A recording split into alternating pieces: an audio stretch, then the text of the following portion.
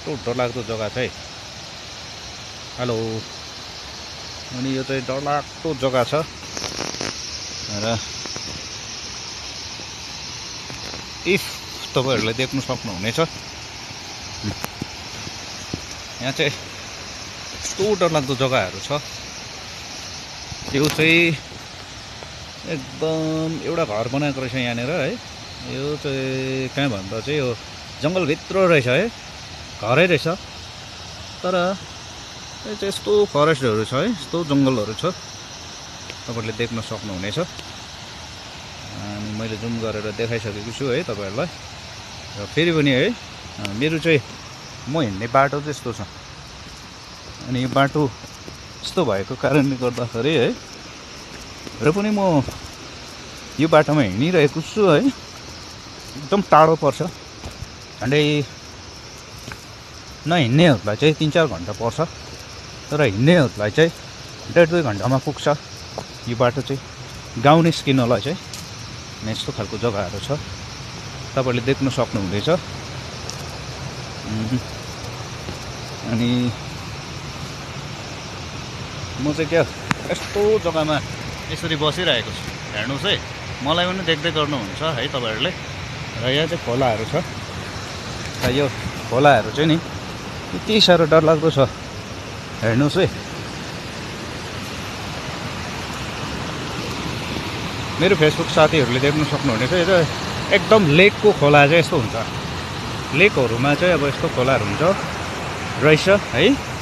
अनि मान्छे चाहिँ नि यो गाउँ जानुको निम्ति चाहिँ नि अब तपाईको बाटो नभएर चाहिँ यस्तो फड्केहरू बनाएको छ है। यसलाई चाहिँ नेपालीमा फड्के भन्छ है, हामी चाहिँ फड्के भन्छौँ। तर कतिले चाहिँ यो अब बेम्बो ब्रिज भन्दो रहेछ है, बाँसको एउटा ब्रिज रहेछ। यही तरेर म जाँदैछु है, तपाईहरुलाई म देखाइरहेको छु। यस्तो खालको जग्गाहरू छ, हेर्नुहोस् है, खोलाहरू छ यसरी है, जङ्गलभित्र भएको खोलाहरू रहेछ है, तपाईहरुले देख्न सक्नुहुनेछ।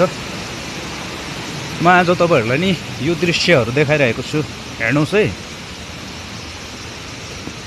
यस्तो यस्तो जग्गाहरू पनि छ है, एकदम गाउँ जानुलाई चाहिँ नि टाढो टाढो फरेस्ट काटेर जानुपर्ने कुराहरू गाउँहरू छ। तर यहाँ चाहिँ कुनै गाडी जाँदैन है, त्यसले गर्दाखेरि गाडी चाहिँ आधी बाटोसम्म मात्रै जान्छ, त्यहाँदेखि उता चाहिँ हिँडेरै जानुपर्छ।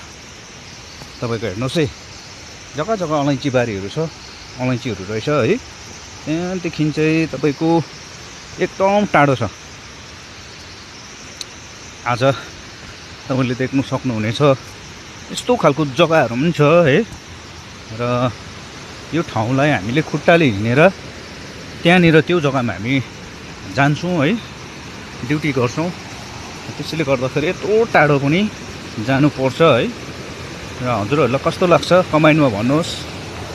अनि यस्तो जग्गाहरू छ जहाँनिर चाहिँ हाम्रो यो पूर्व सिक्किम है, इस्ट सिक्किम पर्छ। इस्ट सिक्किममा चाहिँ तपाईको अलिक बेसी नै है हिलेरी साइड भएको कारणले गर्दाखेरि यस्तो जग्गाहरू पनि छ जहाँनिर चाहिँ गाडीहरू पुग्न नसकेको ठाउँहरू है, जग्गाहरू छ।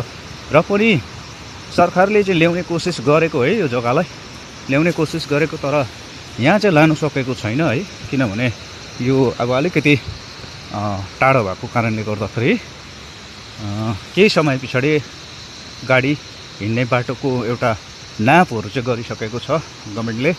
र है तपाईहरुलाई म यो देखाउन चाहन्छु, यहाँ च्यारी पनि फुलेको रहेछ है, अलिकति च्यारी फुलेको पनि देखाउँछु है। च्यारी रहेछ, मजाले फुलेको छ है। यसलाई पयौँ भन्छ है नेपालीमा चाहिँ, इङ्ग्लिसमा चाहिँ यसलाई चेरी भन्दो रहेछ। अनि साथसाथै फेरि यस्तो खालको पुल पनि छ है, हजुरहरूले देख्नु भएको छ, यो पुल पनि यस्तो खालको छ।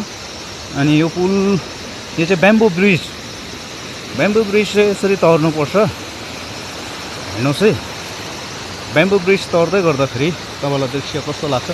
अनि यो बेम्बो ब्रिजको यसो हेर्दाखेरि चाहिँ त्यो यो जङ्गलको एउटा एकदम घनघोर जङ्गलको चाहिँ यो पानीहरू आइरहेको छ, नेचुरली एकदम पानी। यो चाहिँ सिक्किमको चाहिँ एकदमै राम्रो पानीहरू, त्यसैले गर्दाखेरि मैले तपाईँलाई भनिसकेको छु। अनि यो एकदम ठुलो खालको अलैँचीहरू है यहाँनिर रहेछ।